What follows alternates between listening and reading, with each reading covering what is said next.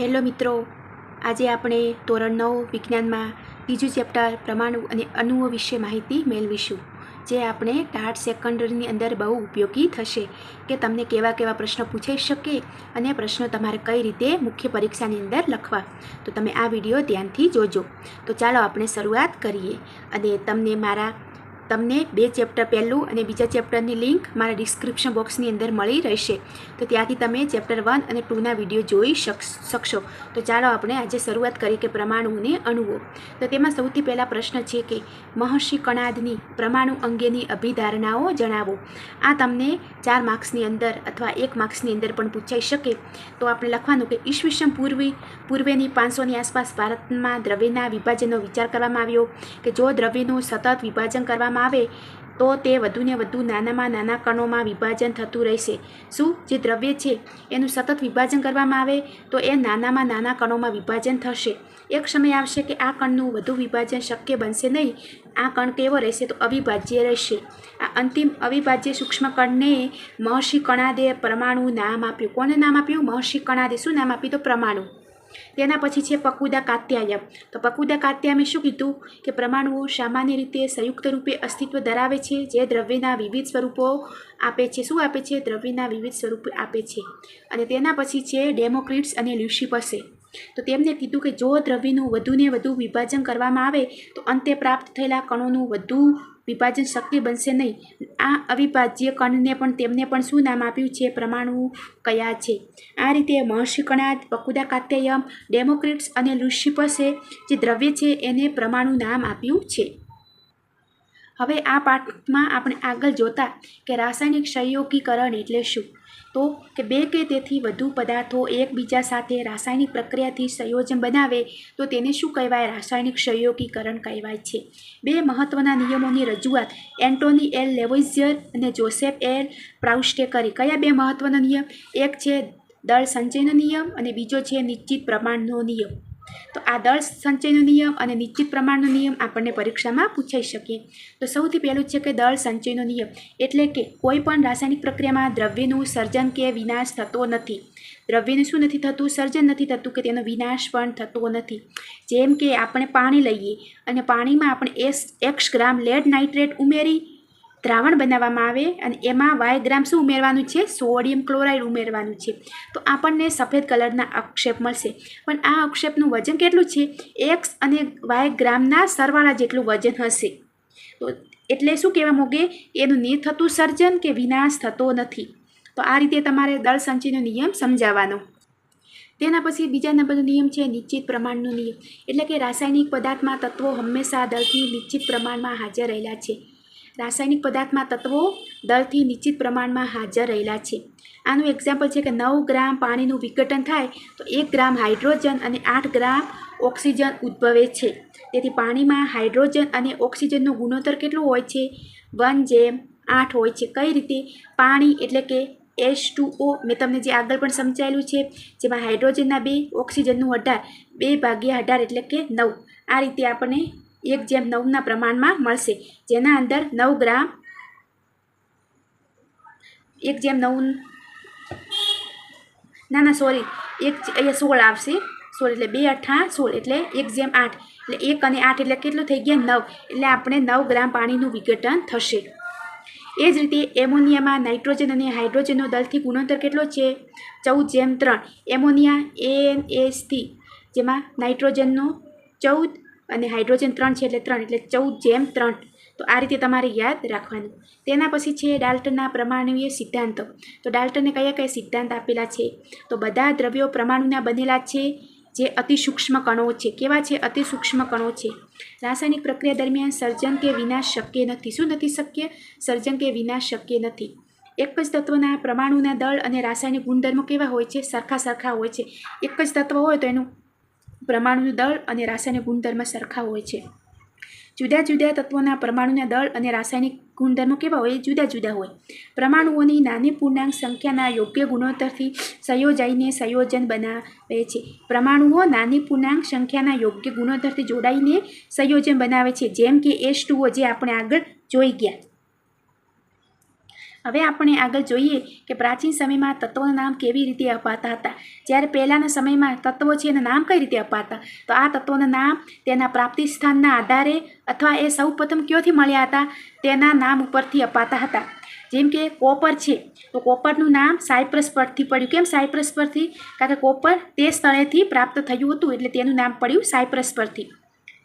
અમુક તત્વો છે એના વિશિષ્ટ રંગો પરથી પણ નામ આપવામાં આવ્યું છે. જેમ કે સોનાનું નામ છે ઓરમ, કારણ કે સોનાનો રંગ શું છે? પીળો છે. ઓરમનો અર્થ શું થાય છે? પીળો થાય છે.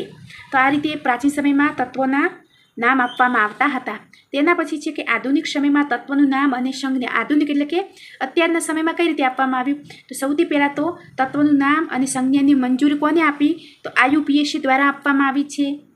અને અમુક મોટાભાગના જે તત્વો છે એ તત્વોના અંગ્રેજી નામના એક અથવા બે અક્ષરથી પણ આપવામાં આવેલા છે, અને જેની અંદર પ્રથમ અક્ષર હંમેશા કેપિટલ અને બીજો અક્ષર હંમેશા નાનો લખાય છે.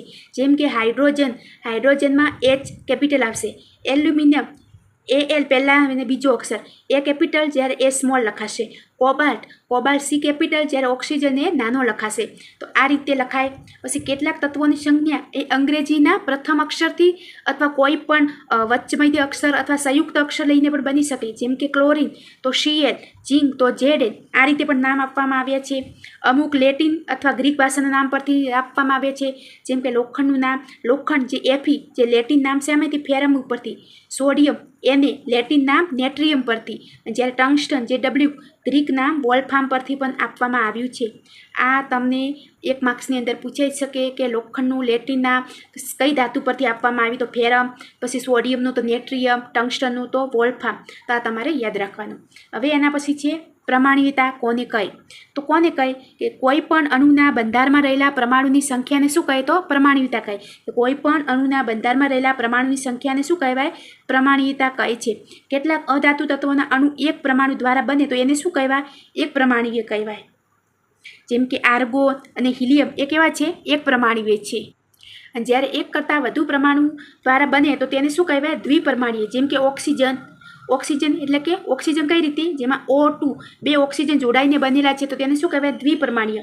બેને બદલે 3 હોય તો ત્રિપરમાણીય. જેમ કે ઓઝોન એટલે કે O3 જેમાં ઓક્સિજનના 3 પરમાણુઓ જોડાઈને બને છે તો ત્રિપરમાણીય.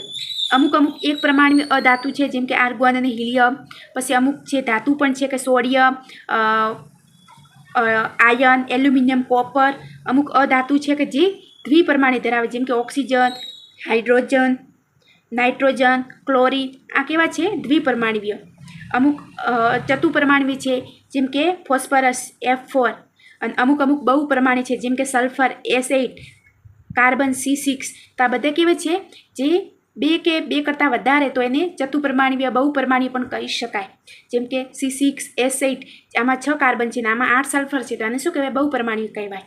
હવે આયન એટલે કે ધાતુ અને અધાતુયુક્ત સંયોજનો વીજભારિત ઘટકોના બનેલા હોય તો તેને શું કહેવાય, આયનો કહે છે. કે જેમાં ધન વીજભાર હોય અને ઋણ વીજભાર હોય છે. તો આયનના પણ બે પ્રકાર છે, એક વીજભારના આધારે, એક પરમાણુની સંખ્યાના આધારે. વીજભારના આધારે કે ધન વીજભાર અને ઋણ વીજભાર. ધન વીજભાર છે Na+, K+, Ca2+, Mg2+. ઋણ વીજભાર છે Cl-, Br-, O2-, N3-. આ વીજભારના આધારે છે. અને એના પછી છે કે પરમાણુની સંખ્યાના આધારે. એક પરમાણુ હોય તો એક પ્રમાણિય, બહુપ્રમાણીય એટલે કે એક કરતાં વધુ પરમાણુના બનેલા છે, જે આપણે ઉપર જોયું તે મુજબ. તો આના તમારે એક્ઝામ્પલ યાદ રાખવાના. તેના પછી છે કે રાસાયણિક સૂત્ર અને તેના નિયમો. તો કોઈ પણ સંયોજનના બંધારણમાં સાંકેતિક નિરૂપણને શું કહેવાય, તો રાસાયણિક સૂત્ર કહે છે. તો એના કયા નિયમો છે, તો આયનની સંયોજકતા અથવા વીજભાર કેવા હોવા જોઈએ, સંતુલિત હોવા જોઈએ. એટલે કે બંનેમાં સરખા હોવા જોઈએ. એવું ના હોય કે એકમાં +1 ચાર્જ હોય તો -3 ચાર્જ, એ રીતે ન હોવા જોઈએ. બંને સંતુલિત અવસ્થામાં હોવા જોઈએ. કે કોઈ પણ સંયોજન ધાતુ અને અધાતુ બંને ધરાવતું હોય તો પ્રથમ ધાતુની સંજ્ઞા અને નામ લખાય છે. જેમ કે CaO તો પહેલાં ધાતુ કઈ છે, આમાં કેલ્શિયમ ધાતુ છે તો પહેલાં કેલ્શિયમ નામ લખાશે કે કેલ્શિયમ. પછી ઓક્સાઇડ NaCl સોડિયમ ધાતુ છે તો પહેલાં ધાતુનું નામ લખાશે કે સોડિયમ. અને પછી ક્લોરાઇડ FeS આયન એ ધાતુ છે તો પહેલાં ધાતુનું નામ લખાશે આયન સલ્ફાઇડ. અને CuO એટલે કે કોપર ઓક્સાઇડ. તો આ રીતે પહેલાં ધાતુ અથવા અધાતુનું નામ લખાવવામાં આવશે. જેમાં કેલ્શિયમ, સોડિયમ, આયર્ન અને કોપર ધાતુ છે જેને ડાબી તરફ લખાય, જ્યારે ઓક્સિજન, ક્લોરિન, સલ્ફર અધાતુ છે જેને જમણી તરફ લખાય છે. તો આ રીતે તમારે આના રાસાયણિક સૂત્રના નામ લખવાના, આનો નિયમ છે. તેના પછીનો નિયમ છે કે બહુપરમાણુય આયનો દ્વારા બનતા સંયોજનોમાં આયનોને કૌંસમાં દર્શાવી કૌંસની બહાર તેનો ગુણોત્તર દર્શાવવાનો રહેશે. કૌંસની બહાર શું દર્શાવવાનો? ગુણોત્તર. જેમ કે આયનની સંખ્યા 1 હોય તો કૌંસ દર્શાવવો જરૂરી નથી. જેમ કે NaOH, આમાં એક આયન છે તો આમાં કૌંસ દર્શાવવો જરૂર નથી. પણ જો આયનની સંખ્યા 1 કરતાં વધુ હોય તો કૌંસ દર્શાવવો જરૂર છે. જેમ કે આ એક્ઝામ્પલ આપેલું છે NH4, પછી એ કૌંસ કરેલો છે, બહારના ભાગમાં 2 લખેલો છે, પછી SO4. કેમ 2? તો કે NH4 એના 2 છે, 2 આયન છે, એટલે કૌંસ કરીને બહારના ભાગમાં 2 લખવા. તો આ રીતે તમારે રાસાયણિક સૂત્રના 2 નિયમ છે જે તમારે યાદ રાખવાના. તેના પછી કે સંયોજકતા કોને કહેવાય? તો કોઈ પણ તત્વની બીજા તત્વ સાથે સંયોજવાની સાપેક્ષ ક્ષમતાને શું કહેવાય? સંયોજકતા. કોઈ એક તત્વ હોય જે બીજા તત્વ સાથે સંયોજાય તો તેને શું કહેવાય? સંયોજકતા કહેવાય. તે પછી કે દ્વિઅંગી સંયોજનો, કે 2 જુદા જુદા તત્વોથી બનતા સૌથી સરળતમ સંયોજનને શું કહેવાય? દ્વિઅંગી. આના નામ ઉપરથી જ તમને યાદ રહી છે કે દ્વિ એટલે 2, એટલે કે 2 જુદા જુદા તત્વો એકબીજા સાથે મિક્સ થાય તો તેને શું કહેવાય? દ્વિઅંગી સંયોજનો. તો રાસાયણિક સૂત્રો લખવા માટે ઘટક તત્વોની સંખ્યા નીચે સંયોજકતા લખવામાં આવે છે. જેમ કે અહીંયા લખેલું છે કે હાઇડ્રોજન, ક્લોરાઇડ. તો હાઇડ્રોજનની સંયોજકતા 1 છે, ક્લોરિનની સંયોજકતા 1 છે. પછી એને ચોકડી ગુણાકાર કરવાનો, કે જે Clની સંયોજકતા છે હાઇડ્રોજન જોડે અને હાઇડ્રોજનની સંયોજકતા છે તે Cl જોડે જશે. તો બંનેની 1 1 છે તો આપણે ડાયરેક્ટ એનું સૂત્ર લખી શકીશું HCl. એ જ રીતે અહીંયા બાજુમાં કાર્બન ટેટ્રાક્લોરાઇડ. જેમ કે કાર્બનની સંયોજકતા 4 છે અને ક્લોરિનની સંયોજકતા 1 છે. પછી બંનેને ચોકડી ગુણાકાર કૌંસ કરતા ક્રોસમાં, તો 1 એ કાર્બન જોડે જશે અને 4 એ ક્લોરિન જોડે જશે અને આનું સૂત્ર બનશે CCl4, એટલે કે કાર્બન ટેટ્રાક્લોરાઇડ. તેના પછી છે આયની સંયોજનો, એટલે કે આયની સંયોજનોના સૂત્રો એ તેમના બંધારણમાં રહેલા ધન આયન અને ઋણ આયનના ગુણોત્તર દર્શાવતી પૂર્ણાંક સંખ્યા વડે લખવામાં આવે છે. શું કીધું છે? કે જે આયનીય સંયોજનોનો છે એના જે સૂત્રો છે, આયન એટલે કે એક ધન આયન હોય અને એક ઋણ આયન હોય તો એને જે ગુણોત્તર દર્શાવે એને શું કહેવામાં આવે? આયની સંયોજનો. જેમ કે મેગ્નેશિયમ ક્લોરાઇડનું સૂત્ર જાણવા પહેલાં આપણે ધન આયનની સંખ્યા લખીએ, ત્યારબાદ ઋણ આયનની સંખ્યા લખીએ, એના પછી આપણે ત્રાસા તીર વડે જોડાઈને રાસાયણિક સૂત્ર મેળવી શકીએ. જે રીતે આપણે અહીંયા કરતા તો એ જ રીતે આમાં સેમ કરવાનું. આ જ રીતે જુઓ, મેગ્નેશિયમ ક્લોરાઇડ Mgની સંયોજકતા +2 છે, જ્યારે Clની સંયોજકતા 1- છે. પછી એને આપણે આડા તીર દર્શાવવાના, જે 1- છે Mg જોડે જશે અને +2 એ Cl જોડે જશે, અને એ રીતે આપણું સૂત્ર બનશે MgCl2. તેના પછી છે આણ્વીય દળ. આ આણ્વીય દળ શોધવાના તમને દાખલા પૂછાઈ શકે તો આ તમારે ધ્યાન રાખવાનું કે અણુનું આણ્વીય દળ જાણતા હોય તો તેમાં રહેલા પરમાણુ સંખ્યાને તે પરમાણુના પરમાણુ દળ વડે ગુણી તેમનો સરવાળો કરવાનો છે.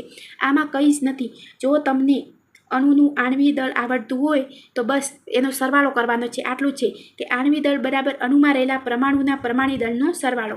એટલે કે આણ્વીય દળ એ અણુનું સાપેક્ષ વજન છે અને તેનો એકમ શું છે? U છે. એક એક્ઝામ્પલ લીધું છે કે HClનું આણ્વીય દળ શોધો, એટલે કે 1 હાઇડ્રોજન + 1 Cl. હાઇડ્રોજનનું પરમાણુ દળ કેટલું છે? 1 છે અને ક્લોરિનનું છે 35.5, અને એનો પછી સરવાળો કરી દેવાનો કે 1 + 35.5 એટલે કે HClનું આણ્વીય દળ થશે 36.5. એ જ રીતે સૂત્ર એકમ દળ સેમ ટુ સેમ આણ્વીય દળ અને સૂત્ર એકમ દળ બંને એક જ રીતે શોધાય છે. તો કોઈ પણ પદાર્થનું સૂત્ર એકમ દળ પદાર્થમાં રહેલા તમામ ઘટક પરમાણુના પરમાણુ દળનો સરવાળો છે. ઘટક તરીકે આયન હોય, સૂત્ર એકમ દળમાં શું હોય? અહીંયા શું હોય? આયન હોય. આયન એટલે કે કોઈ પણ ધન અને ઋણ સંખ્યા, તો તેને શું કહેવાય? આયન કહે છે. બસ સેમ ટુ સેમ આનો પણ એકમ U છે. આ રીતે આપણે NaClનું સૂત્ર એકમ દળ શોધ્યું છે કે 1, અહીંયા Na પણ 1 છે અને Cl 1 છે, તો 1 Na + 1 Cl. સોડિયમનું છે 23, અને જ્યારે ક્લોરિનનું છે પરમાણુ દળ 35.5, 23 અને 35.5નો સરવાળો કરતાં આપણે NaClનું સૂત્ર એકમ દળ કેટલું મળ્યું છે? 58.5, અને પાછળ તેનો એકમ લખી દેવાનો. આવા તમને 2 માર્ક્સની અંદર પરીક્ષામાં પૂછાઈ શકે. તો તમારે આ રીતે એનું આણ્વીય દળ અને એ સૂત્ર એકમ દળ શોધવાનું. આપણે જે ધોરણ 9 છે અને એમાં જે કેમિસ્ટ્રી વિભાગ છે, એટલે કે જે રસાયણ વિજ્ઞાન છે, એમાં જે આ ચેપ્ટર ત્રીજું છે પરમાણુ અને અણુ, એ હાવ સહેલામાં સહેલું અને ટૂંકું ચેપ્ટર છે. તો તમારે બસ આમાં આટલા ક્વેશ્ચનો યાદ કરવાના. જો તમને મારો વિડીયો ગમ્યો હોય તો મારા વિડીયોને લાઇક, શેર અને સબસ્ક્રાઈબ જરૂરથી કરજો.